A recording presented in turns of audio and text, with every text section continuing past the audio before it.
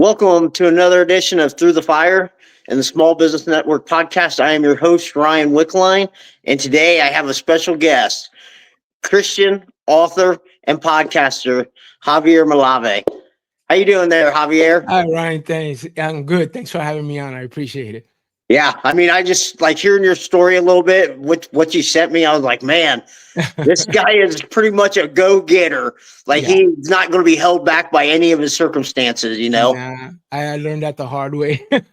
not, not, well, I had to learn how to defend and inspire myself to do the things that God wants me to do. So, I'm, I'm, I'm on fire. Like I'm just ready. Let's just do this. We don't have too much time on this earth. Whatever I can do, let's do it. Let's go for it. I'm terrified. I'm scared. I don't know where we're going with this, but as the Bible says, we put our faith in his hands, we put our life in his hands, and he'll direct us where we need to go. And so far, it's been an exciting, stressful, but fun ride so far. I can only imagine. I mean, I'm going down some of them same roads that just Yeah. scares me a lot at times. And people are like, why? How do you do this? I'm just like, I just go. Yeah. What Yeah. happens, happens. Yeah. I just have to God, you lead the way. And when I need to stop, you'll stop me. When I need to step back, you'll tell me step back, Yeah. So, but yeah, it's been fun. I'm enjoying what I'm doing.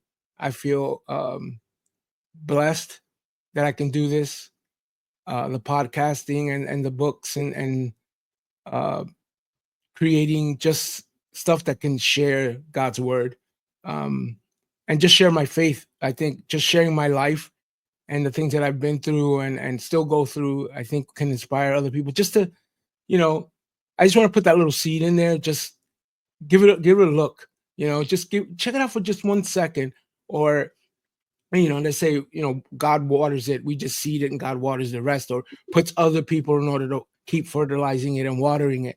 I want to be that first step. I want to be that first one. Just puts that little thought in someone's head and said, hey, maybe what this guy's talking about, might resonate with something that's going on with me at the moment. Or, as you know, I'm a big fan of comic books and anime and all that stuff. And I believe that, it can both our faith and the love of pop culture can combine to a point. Of course, obviously, pop culture will direct you to a way you don't want to go, but there are things that inspire your imagination, inspire your thoughts.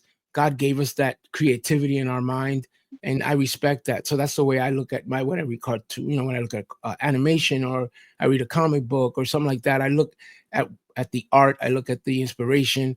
Now, obviously, I'm talking about old comics as well. Back then, they all had some sort of virtuous or sort of an idea at the end of it that told kids, don't lie, don't steal. Nowadays, they're a little kind of wacky now. Yeah. Some of these comic books are just, or anime that are just not, we can't do that one.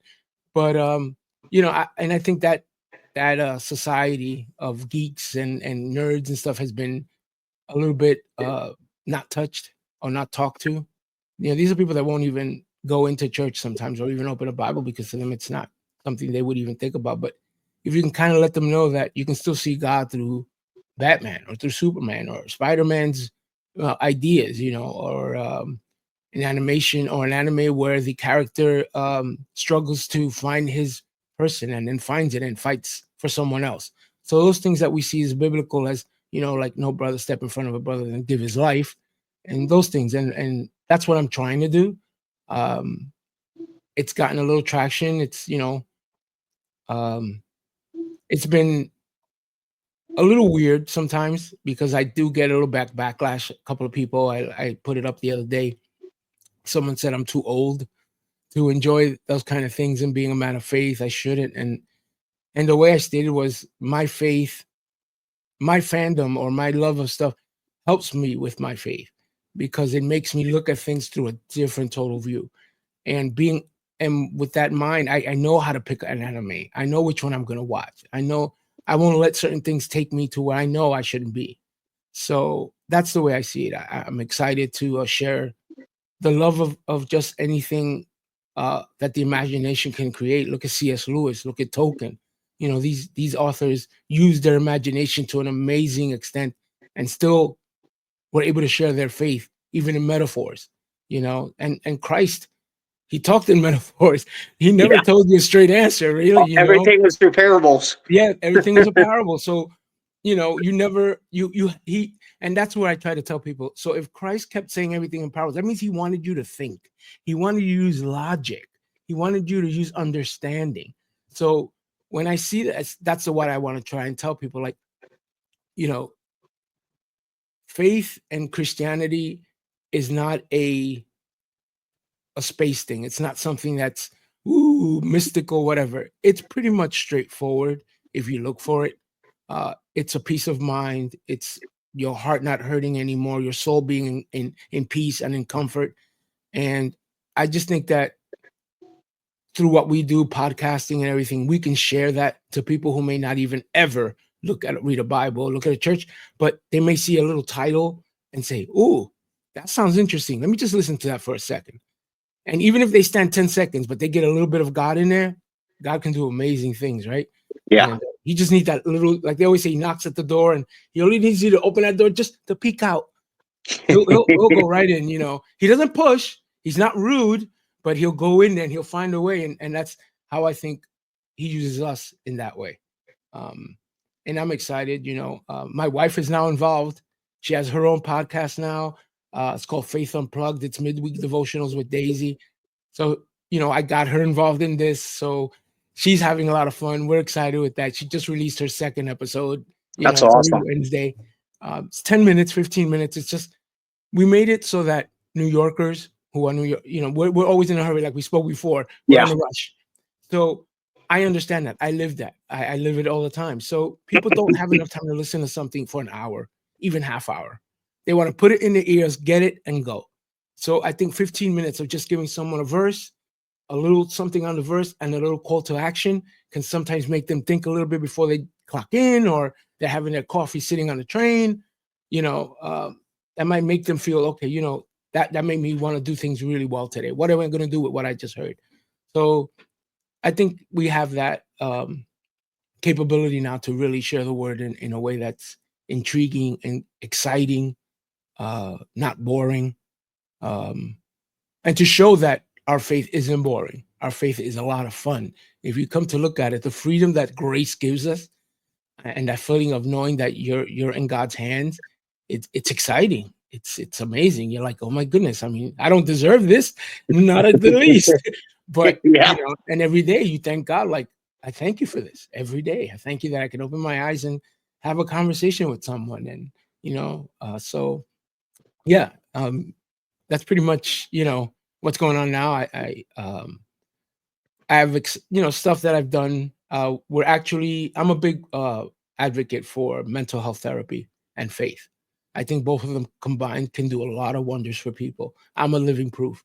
I don't miss my therapist every Wednesday for the last almost 3 years since I got sick, which was about 4 years ago. I was in a really, really dark place. Just as a backstory is short, I was diagnosed in 21 with GBS, which is Guillain-Barre Syndrome. It is a neurological disease that eats the myelin sheath of your nerves. So you think of your nerves as one big wire, and the outside of the wire protects the inside parts. The red wire, the yellow wire, the green wire is all surrounded by a black wire. My disease eats that black wire. So my nerve endings are exposed and they don't feel. So I don't have any sensation. I get total neuropathic. I can't walk. I'm in a wheelchair because I don't have ankle flexion too well. There are people that totally lose all physical function. Their eyes can never blink. Their mouths can't move. They can't talk. There is a recovery. There's no cure, unfortunately. But it is a disease that heals like about 1 centimeter a year, if anything. I mean, a lot of physical therapy, a lot of stuff will help. But when I woke up from intubation, because I had to be intubated because I got into the hospital with about 6% lung capacity of breathing. I wasn't able to breathe when I got to the hospital, and they intubated me. And the doctor told my wife, I would consider making plans because I don't think your husband's going to wake up. He's very, very sick. So that's a whole nother episode that we can talk to about what I experienced while I was intubated. But I woke up with not able to move my legs or anything else. And first I thought it was like, oh, my legs are asleep. It's nothing, you know how you sleep on the arm for the wrong way and it just gets numb. Yeah, it's a little bit numb. And you're like, Yeah, oh, and you it's a start to sleep. I just feel got it. to kick it out. Right. So, but this wasn't happening. And I'm like, oh no. And so um till this day, they still don't know what caused me to be so sick. It wasn't COVID, it wasn't fungal, they still to this day don't know. The doctor told me, I can write a whole medical page on you alone because we had no idea what caused this. But I spent about 4 months in the hospital. Um, Left the hospital extremely angry at God, extremely angry at the world. Um, I just didn't understand why this was happening when, um, you know, I come from a real religious background because I was raised as a Pentecostal since I was like 16, 15, 16. My mom, we went to a very strict Pentecostal church. And So I always understood faith and I always understood prayer and you think you're doing right with God, you're really not, on your own terms. And so I got angry. I was just, but I wasn't showing the anger. I was just internalizing it and just keeping it. And so I decided, you know what? I'm going to create a podcast.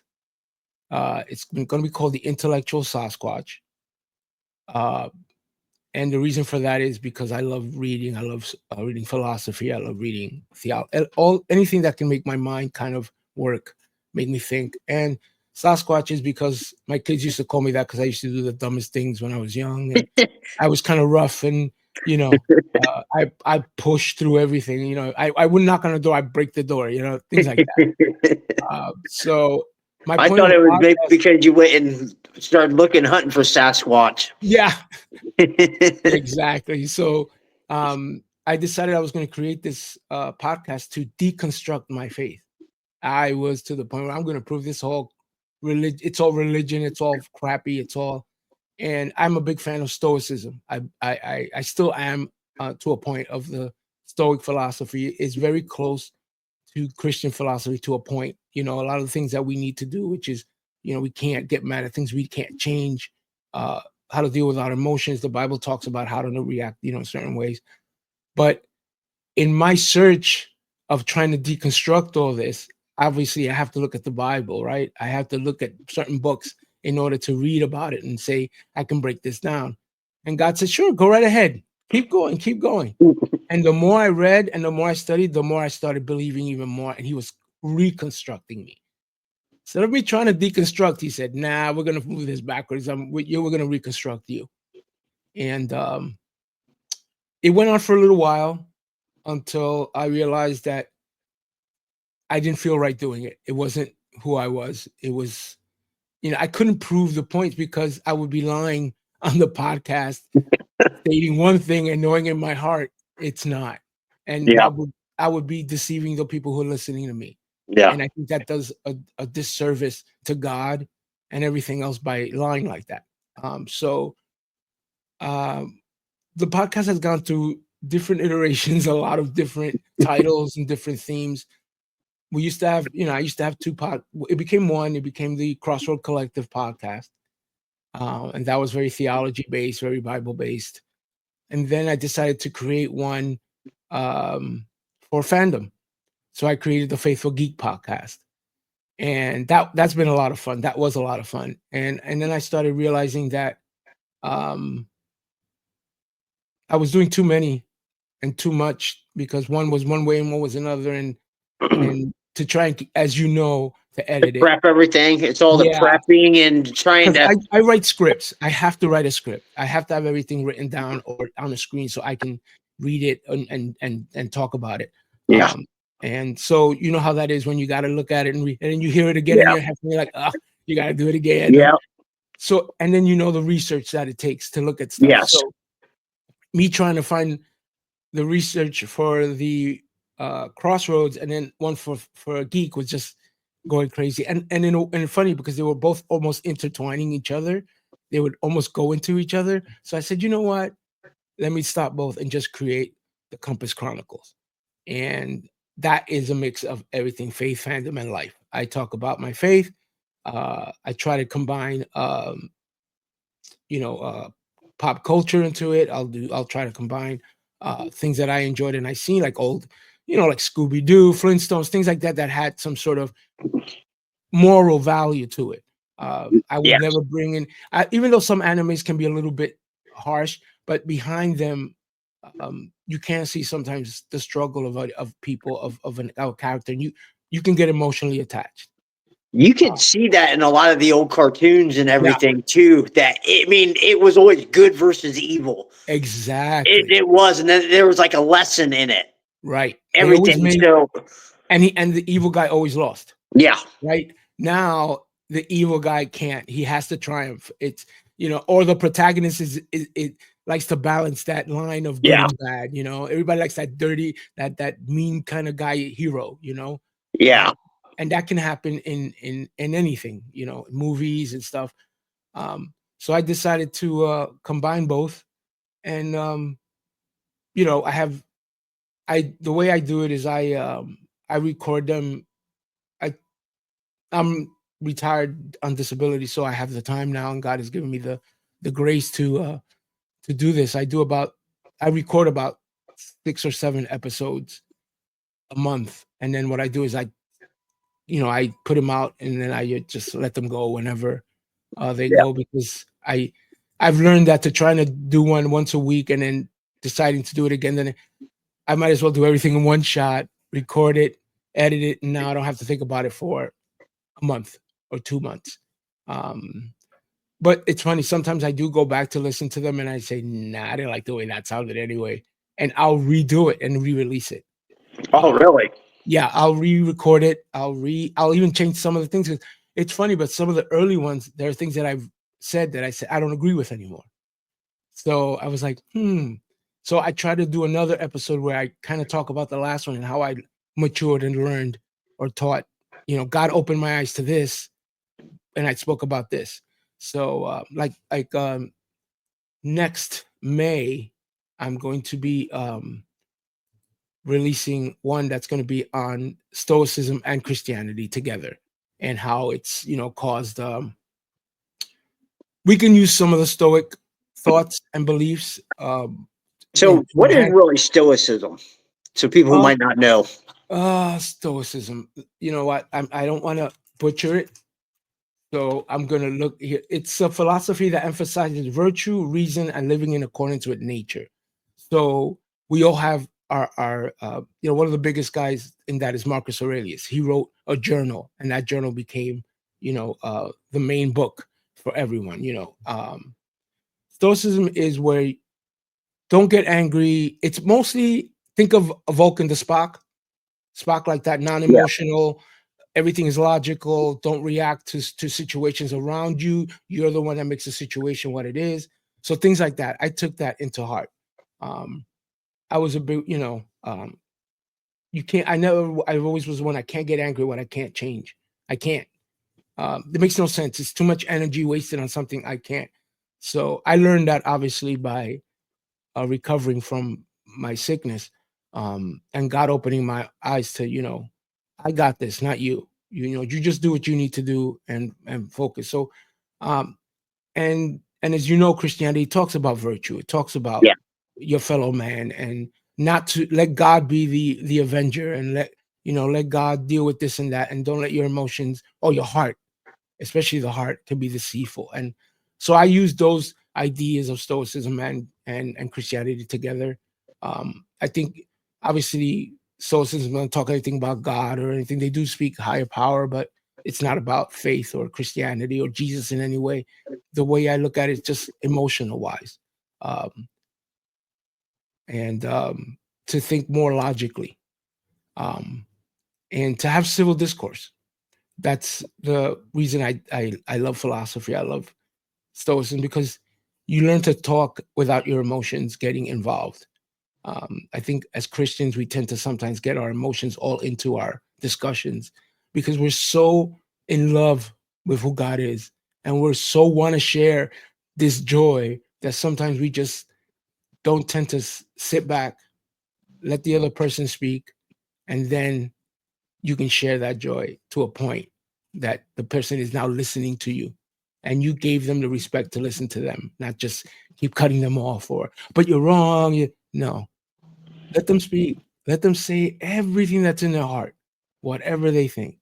And you agree that at the end of their whole spiel, you give me the chance to then tell you what I think of it. And at the end, if we can both agree to disagree, or we go back, and I pray that we get back together again. I pray that God touches you in what we said. And even if that person says, nah, nah, it's still in there. It Yeah. still made them think. It still made them logically say, wait, I got to figure out why he's saying it. And, it makes them want to disprove me. So that means they have to research. They have to look into things. Kind of So like God let you let you try to prove him wrong, exactly. So it works both ways, You're right? never going to win that battle. Mm-mm. But like there's been so many people who have tried to disprove that wrong, and all it did was lead them to become Christian. They still do. They Yeah, still try. that's how a lot of them get converted. Yes. Is by trying to prove it wrong. Yeah, I mean, you can see a lot of these big YouTubers that were big atheists and big not, and all of a sudden they are, they were looking for all these things to oppose Christ, and then God touches them, and now they're Christians and have a whole other, thing that they believe in, and God touched them. I mean, we have a platform that can surpass so many things. It can go so far, it's funny because as you look in your the algorithm, and you look at the where your people listen to your podcast, you get to see that. And like, I see people that have listened to my podcast in Bangladesh, in Philippines, and stuff like that. So I'm like, that's amazing, because I'm never ever going to be in the Philippines. I mean, we never know, but I'm saying it's not one place I want to go to, or here or there, but somebody out there listen to it, and who knows, God can take that and move it forward, and just energize that person to do something in their home church, or in their ministry, or give their lives to Christ. So yeah, that's I can keep talking, so don't mind me. I can ramble on for. Oh, I'm just letting you go, man. Yeah, I love hearing you. yeah. I mean, and so then going back to the podcast, I was really doing that, and then I realized that I like writing, and so I've been writing for a while. I've written poems, I've written books and stuff like that for myself, self-published and all that. But I decided to create a devotionals. I said, you know what? They're not that difficult. Pretty much look a verse, look it up, look up, write a little synopsis of the verse and break down and see, and then put a little call to action at the end, and give them some play. So I did one for the men. I did one for women. I did one for the nerds. So it was superhero based. I and now I'm looking into doing one for kids, for children, for parents actually, to talk to their kids. It's going to be a little bit like a storyline. It's going to be two little. It's a little story. You're going to be one of the first people to know. There are two little micro pigs, and they're going on adventures but with a Christian storyline and moral teachings at the end.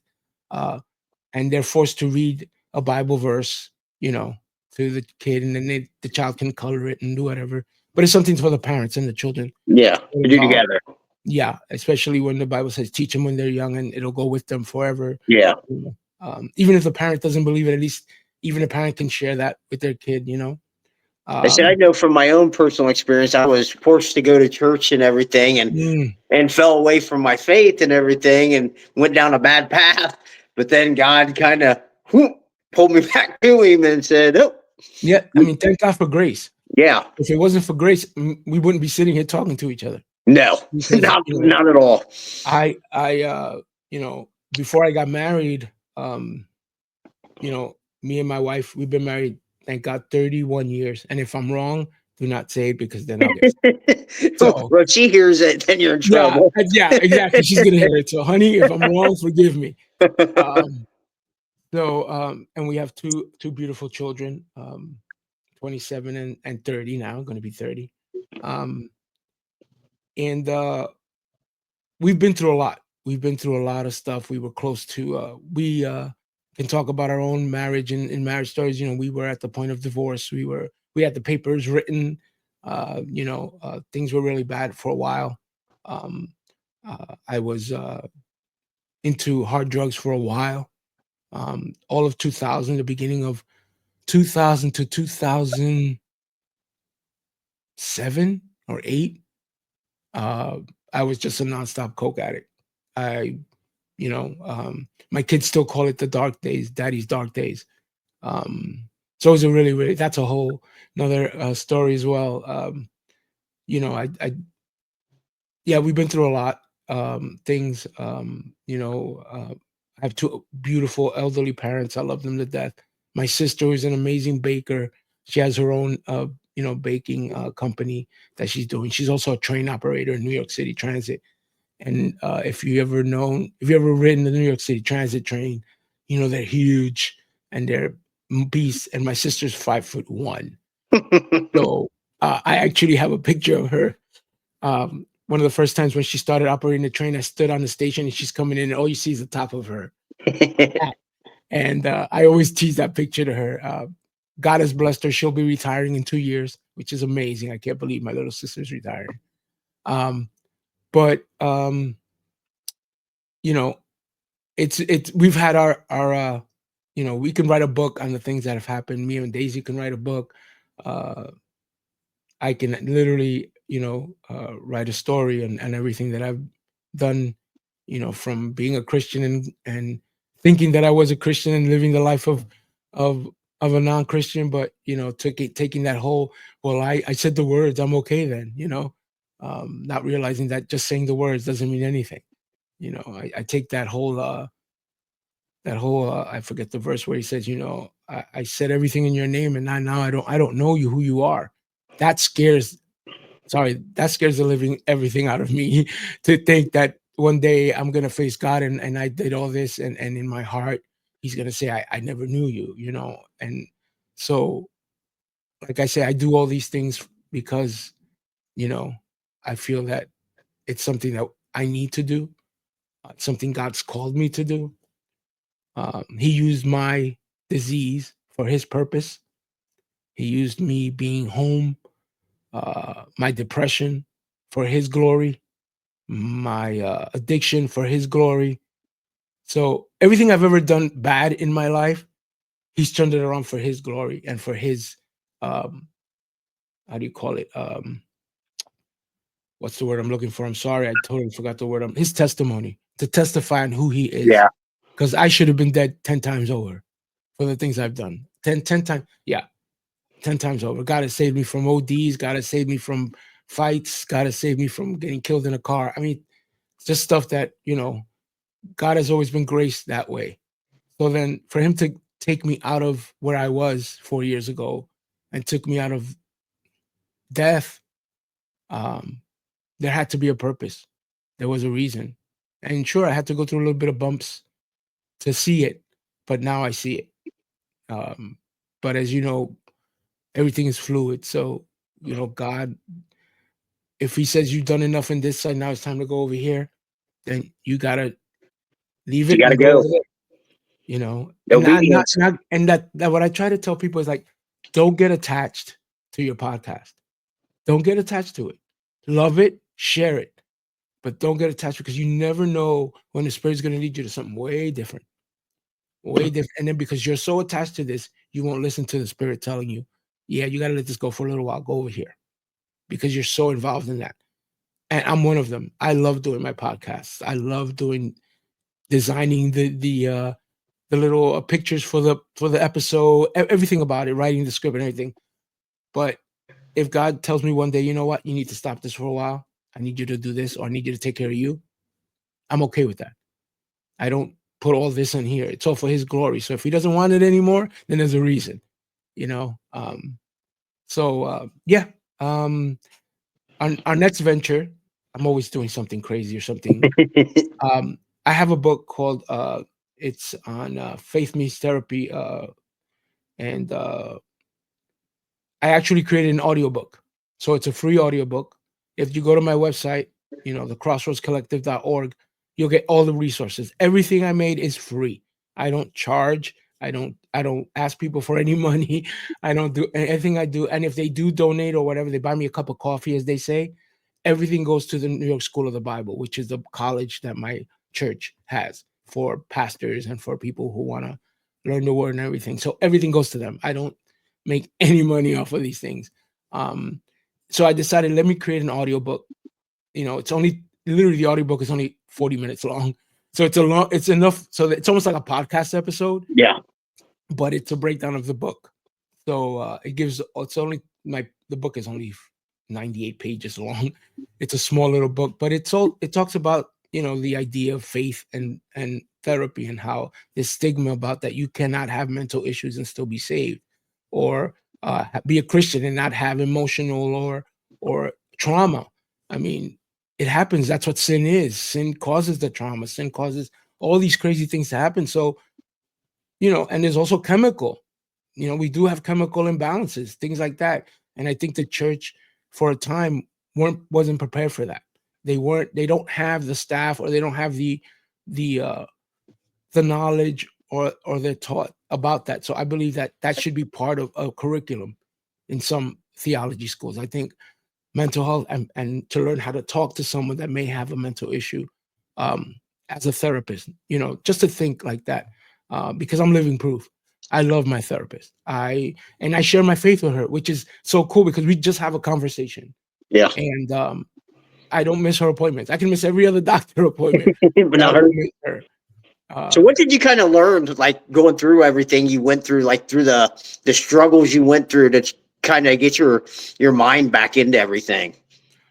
Oh, I'm sorry. Ask that again. What was it? Like after going through everything with your disease and everything, Mhm. how did you get your mind back into everything? Well, like I said, my whole point was to try and disprove who God was, or that His word was garbage. Yeah. It's contradictions. It's all this, and I just started. Um, One day, I just sat in the living room, and I asked God, uh, I'm at. Okay, let me go back and then refresh this. I have an amazing primary doctor. She's not a Christian. But one thing she told me when she saw me 4 years ago when I was recovering, she goes, "Is there something wrong with you emotionally?" I go, "No." She goes, "Well, I just want to tell you, you're entitled to be mad at this, right? You're entitled to be angry. You can. Your emotions, you're angry." And by her saying that, made me realize, you know what? Yeah, I can get angry. I can cry. I can be sad. And that's when I said, I told God, I'm angry at you. I talk to God like I'm talking to you. I don't really, I mean, with obviously respect, but there's no thoueth, Goddeth, liveth, no, none of that. I don't try to be eloquent. I just say, God, listen, and I'll talk like the hood. I say, yo, God, what's up? Something's going on. I don't know what's going on. I'm angry at you. Whatever. And slowly but surely, I have a wife who's an amazing uh, prayer warrior. She prays, and I had a good, I have an amazing friend that is a Christian, and all those things God put in front of me to start to think and start to pray. And one day I said, you know what, God, I'm gonna go to church with my wife, and let's just play by ear, see what happens. And my pastor now, Pastor Joseph, just did a sermon about just being real, just being real. Just let's not be fake about anything. And that made me say, you know what? Yeah, I'm gonna be who I am. I'm not gonna be afraid to tell people, that I have questions, that I have doubts, that I want to understand this. One thing I tell people: doubt and questioning is a gift that God gave us. God gave us because He does tell us in the Word to be, you know, uh, fearful or to be mindful of the devil around you, right? That means you have to think, you have to be aware of your surroundings. You have to understand what's around you and what can harm you, what cannot harm you. And that's the way I saw that. And I said, you know what? I'm just going to ask the questions, and if God wants to answer them, he'll answer them, and if not, he'll find someone or I'll find it in due time. And I started seeing things, and I started reading Proverbs, and I started reading the Psalms and Lamentations. I think Lamentation is one of those books that people just, man, if you read that and you're feeling something, you're going to understand that God knows exactly what you're feeling and when you're feeling it. I mean, even the Psalms and the Proverbs, there are things in there that you think God didn't know about you, and he'll hit you with that verse, and you're like, whoa, that's a raw wound you just hit, God. What's going on? And that's what it kind of did with me. Yeah. You're like, I got to go a different way. And I started reading a lot more, I started coming from a Reformed background, and I started reading more on Reformed authors, and, just reading all these amazing preachers and stuff like that. And I just started saying, God, can I talk about this? Can I say, I'm not a theologian, I'm not an apologist, I'm not any of that. I'm just a guy who loves you and wants to just say something. And from there, here we are. And every day, I think one of the things that has helped me is doing this. It makes me go into the word a little more. It forces me. I don't know if that's the right word to say, but it pushes me to go into the word, because I have to confirm everything I'm writing. I have to make sure that it's what God wants me to say, and not change it and give it give the context correctly, or not to change the context to just fit my narrative, because we tend to sometimes do that. We change some things just so it fits our narrative. But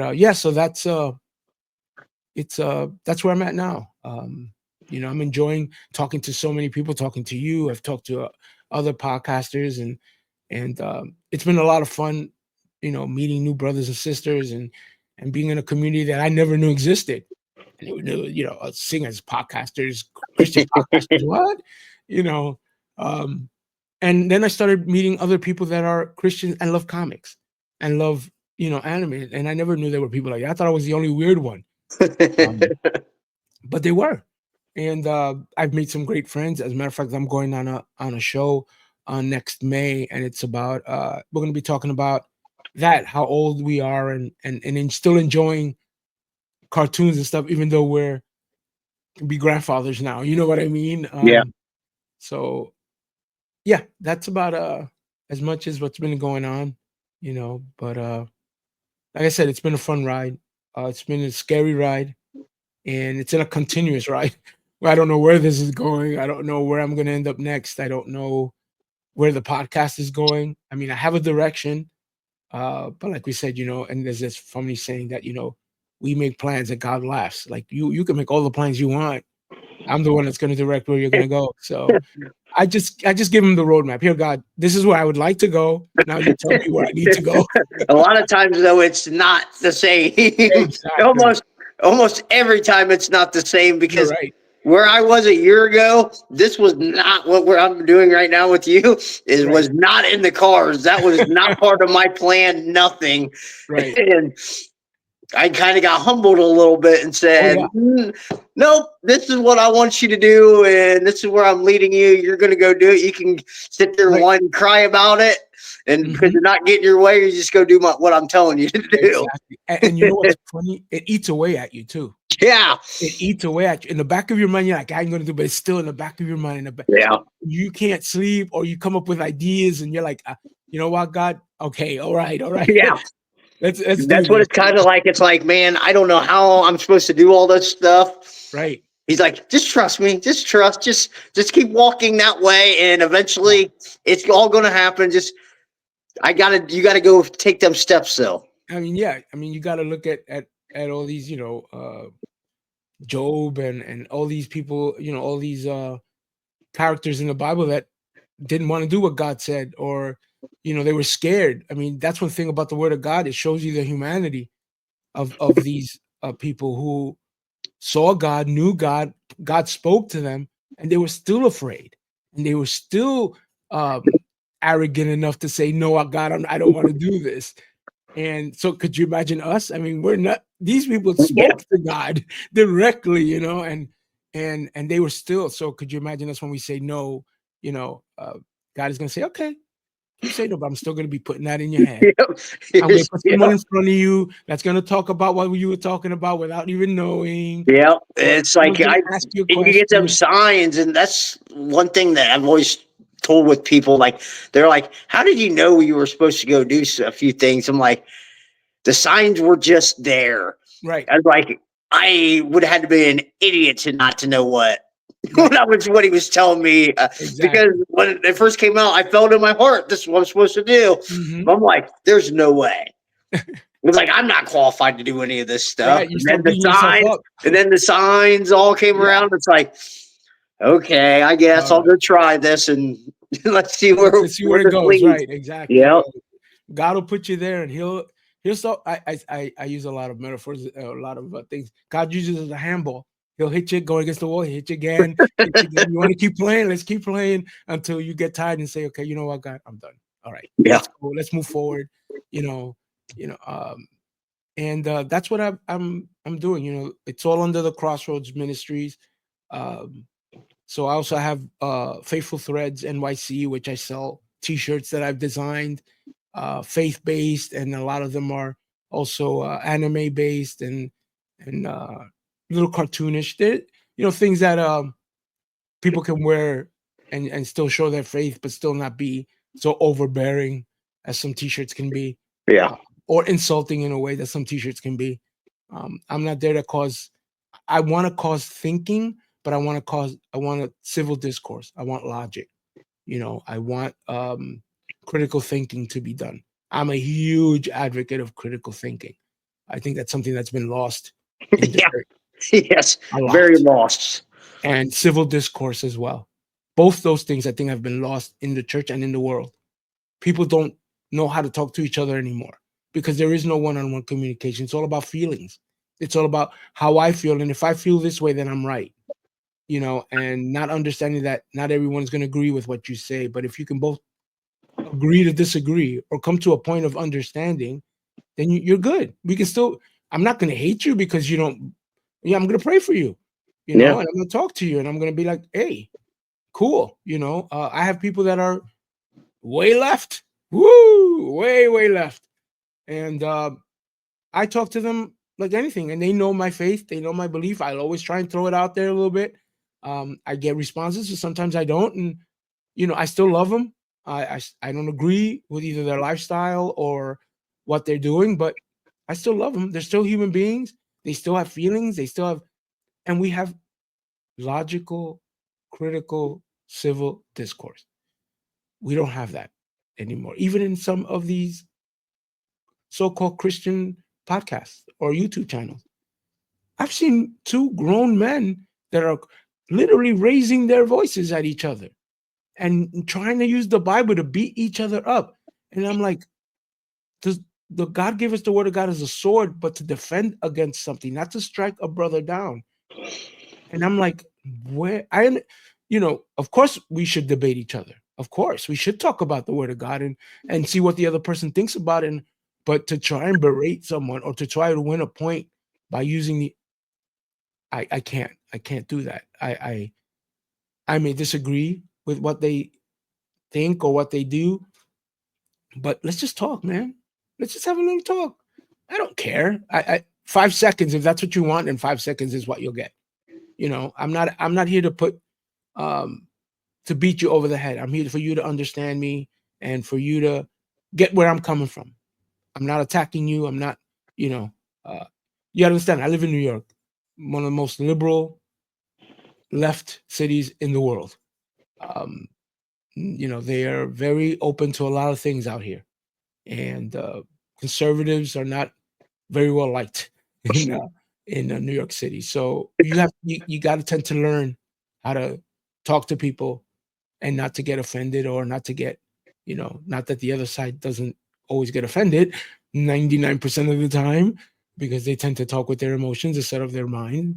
Um, So yeah, that's my goal. I think at the end of everything I do, my fandom, everything is just, let's just critically think and have civil discourse.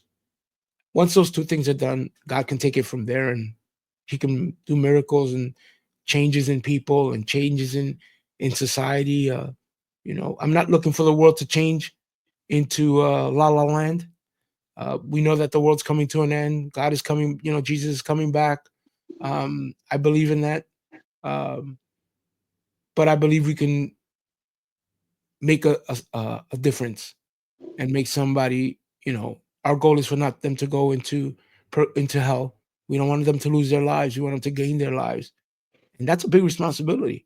People don't understand the minute you say, "Oh, I believe in you, God," and then they say those famous words. They don't realize that there's a responsibility behind those words. That means you have a calling now. You have a duty now to state what you believe and not to be afraid of that. Obviously, that takes growth, that takes understanding. But the first thing they should understand is those words are contract. That's the way I see, anyway, in my opinion. Those words are contract. That's a verbal contract. And you don't want to break that verbal contract by not following it. You want to strengthen that contract. You want to come in and not re-sign it or whatever, but you want to always confirm that contract and get it renewed, right? Every year you want that contract renewed and renewed.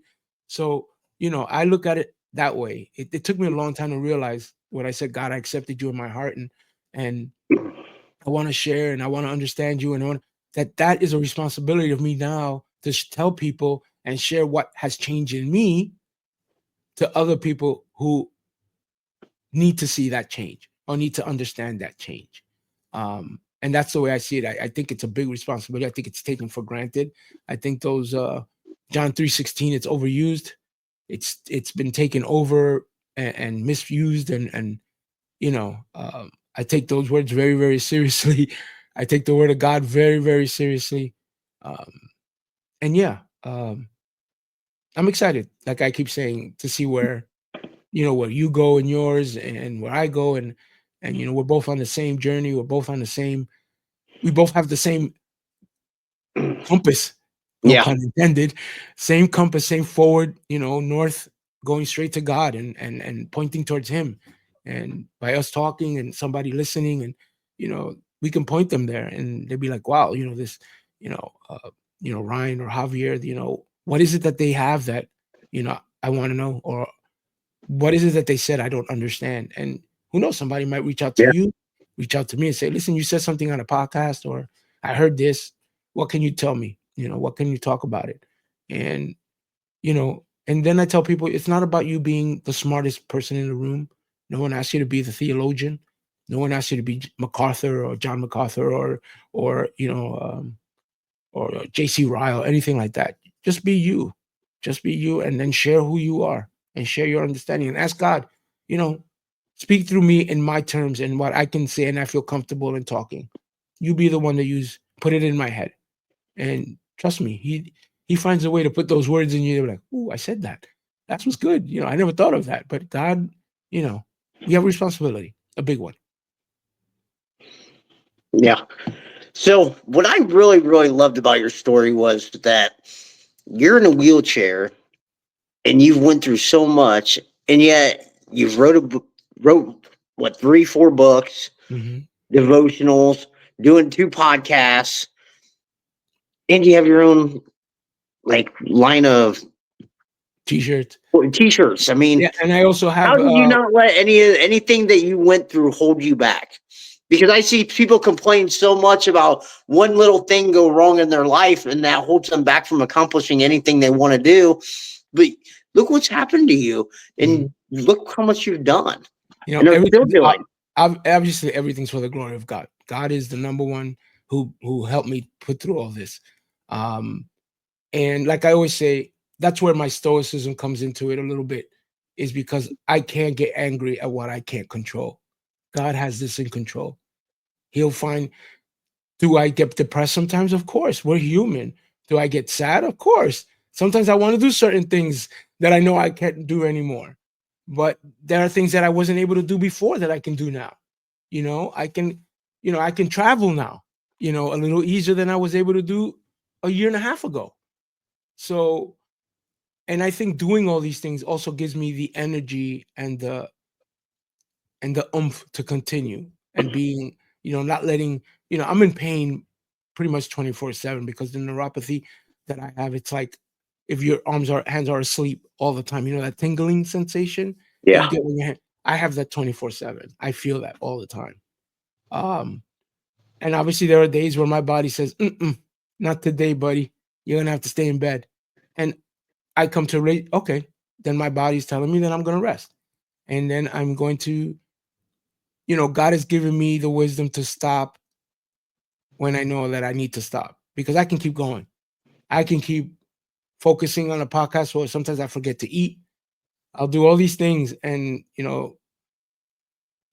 I always say to myself, I could be dead right now. I could be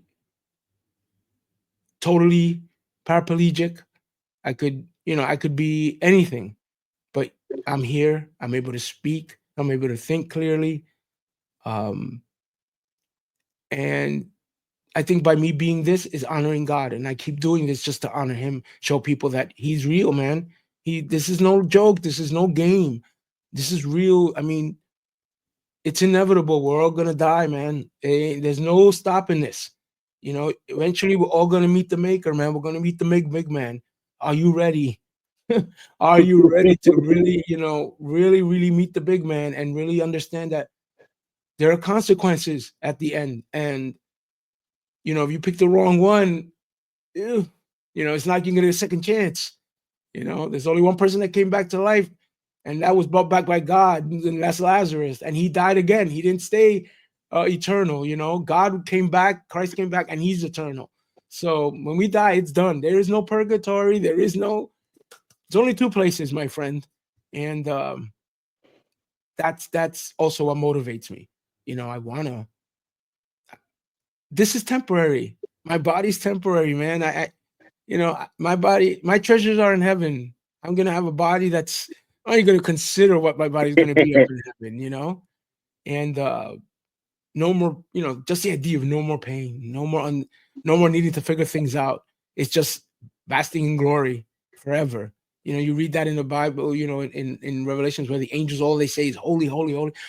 That's all they did. And that's All what we're day. gonna do all day, all the time for eternity. You know, um, so that's the way I see it. I'm gonna be there with my God, with everything that I can even. I think about it now. My hair stand up. I'm like, because it's become so real to me after all these years. It took all this to make it so real for me. You know, I used to take it as a joke. Yeah, I said the words all right, but I'll be good. I can't lose it. All right. I can't, but I can abuse it. And that's what I did for a very long time. But yeah. So Yeah. So, how can people get a hold of you? well, they can reach me. Everything is either by my website, which is www.thecrossroadscollective.org. In there, you will find the links to the Crossroads Library. You will find the link to Faithful Threads. You'll get all the books free. You'll find the podcast on there as well. You'll find my wife's podcast. Don't forget to follow her as well. She's the Faith Unplugged. You'll find her. Um, and that's where I blog as well, because I try to write a blog based on the podcast. It doesn't always work that way, but I try to do both because there are people who still won't listen to a podcast, but they'll read a blog. And so yeah, that's you can reach me there. And then if you need to really reach me, you can reach me at the crossroadsot@gmail.com. So it's the crossroadsot at the end at gmail.com. There you can email me, you know, talk to me. I'll reach out to you. You can find me on Facebook. I'm under Javier JM Collectibles Malave. Um, I'm on Twitter as the Crossroads Collective. I'm pretty much in any social media. You look up the Crossroads Collective. I'm there. You can reach me there. You can DM me there. That's pretty much how we spoke. We, through Yeah. Messenger or through, I love to talk to everybody. I don't mind getting on any show and talking about anything. So, I haven't done any of my own interviews at all. All of mine have only been one way. I'm looking to start that hopefully maybe June, Yeah. because I already have so many episodes that I need to release prior to June. I Yeah. have like I think another 4 that are coming out in May, and plus I have 3 that are finishing up this month. The one I have now, which is it's pretty cool. It's gonna be a two-parter. Unfortunately, it's because it was like a 2-hour long script. When I read it, it was like 2 hours long, and I was like, "No way am I gonna release a 2-hour podcast." I understand if you're interviewing somebody, yeah, Yeah. you get into it, but not me talking. No one wants to. I don't even want to listen to myself for 2 hours. So I broke it up into 2 parts. So it's called Through the Fog: How Doubt Clears the Way to Truth. It's a little bit about how you shouldn't be afraid to ask questions. You shouldn't be afraid to doubt certain things because God gave us that wisdom to deduce things, to figure out things. So it's 2 parts. The first one comes out on the 21st, and then the next one is on the 28th. They're really short. They're 25, 30 minutes long. But we talk about I put everything in there from anime to biblical characters to whoever. And I have a few more coming out that are pretty cool. Mixing one with Batman. It's called Crime Alley to Clarity. So it's going to be talking about a little bit about how Batman's he went through a lot, the death of his parents. It's about surviving um trauma in a way. That was basically it. Then I did one called I'm going to do one called Spiritual Malware. How we can get things off the internet that really aren't faith-based, that we think they are, but they're not. And they've already infiltrated you, and how to figure that out if it has, if you're carrying a virus, as they say, So that one's going to be like that. And then I'm writing one on my geek culture, on why I will not give that up, or, unless God himself tells me, I know more, but how I'm able to deal with both and enjoy both. Yeah. So yeah, you can reach me there anytime. My podcast comes out on Mondays, every first Monday, every Monday of the week. My wife's is every Wednesday.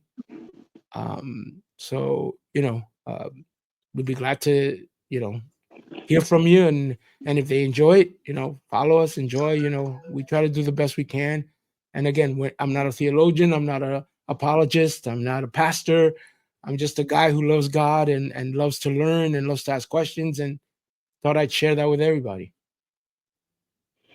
Man, you have such a amazing testimony and story. I like when I first seen it, I had to get you on here to talk with you. No problem. I appreciate that. I appreciate that. Well, that is all the time we have for today, guys. Remember, I want to leave you with this. Remember, the only way to get what you want is to go through the fire.